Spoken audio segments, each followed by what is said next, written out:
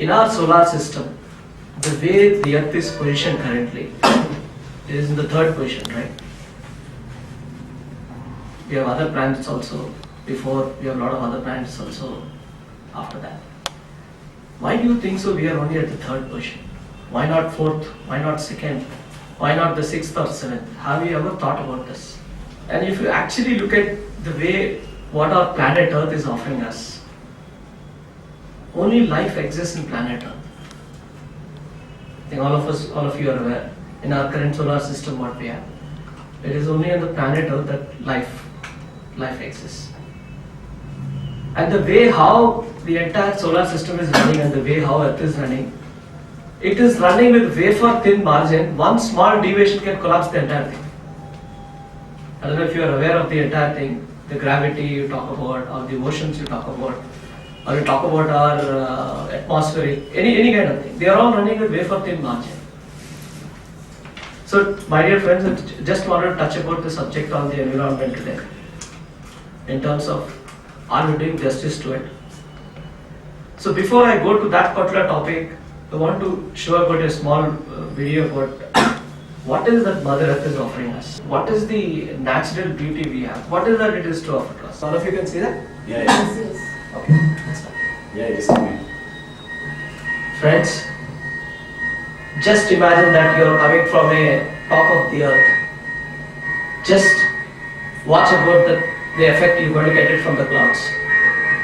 Have you ever, the sunlight which is coming from the top of the earth, the sand, the sea, the water, and all the other natural effects which is Mother Earth is offering us. Just have a look at the natural beauty which is offered to us.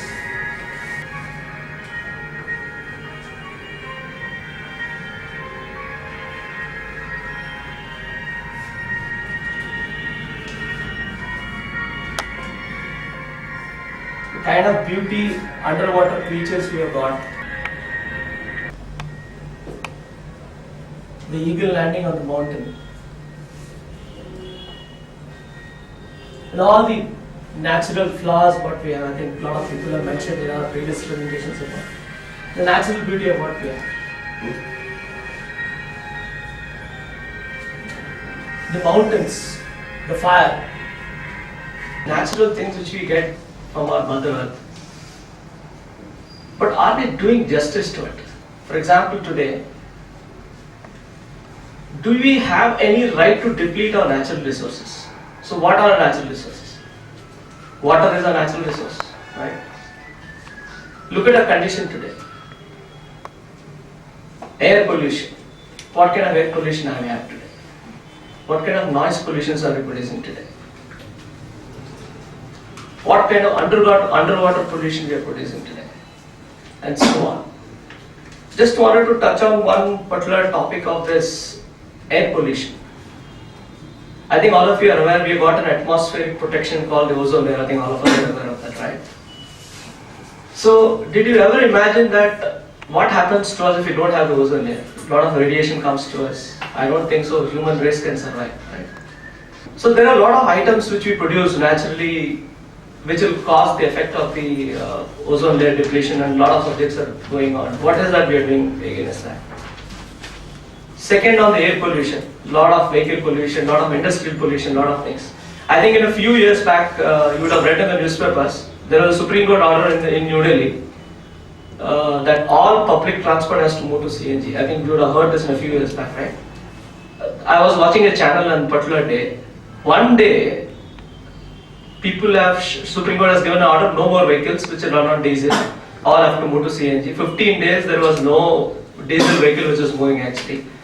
If you see the emission levels that I was saying in NDTV that particular day, it has come down to by almost like 40 to 50%. And before that, people used to complain, people go to Delhi, your eyes used to burn. Today, if you go to Delhi, it is one of the most pleasant cities what we have today. So if there is a will, there is a way a change can happen. The same thing, I don't know why we are not introducing in other cities like Hyderabad, not in cities like Bangalore kind of thing. I think it is the right time that we start doing this. And each one of individual of us have this responsibility in taking this forward. Coming back, I think friends like Ramesh has touched upon the topic of water. how much of industrial waste we are producing into the water, into the ground level, it is getting polluted, a lot of other stuff. Friends, today we are complaining about that we don't have rains. I think you touched upon the right topic, Ramesh has touched upon. Unless our groundwater moves up, there is no way rains can come properly for us. Why? Because for a cloud to happen, everything goes on a cycle. One thing is dependent on the other, and that's what we have seen today.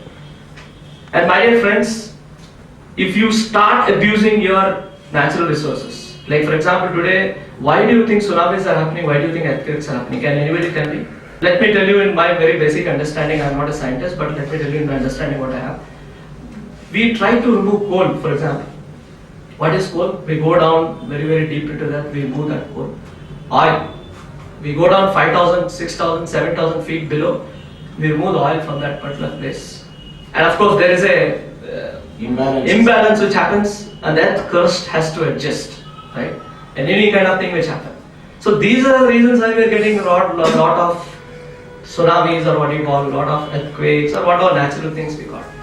So my dear friends, we are already running on a very, very thin imbalance. The time has come for us to act. If we don't start looking at the environment, the human race will go back to the Stone Age.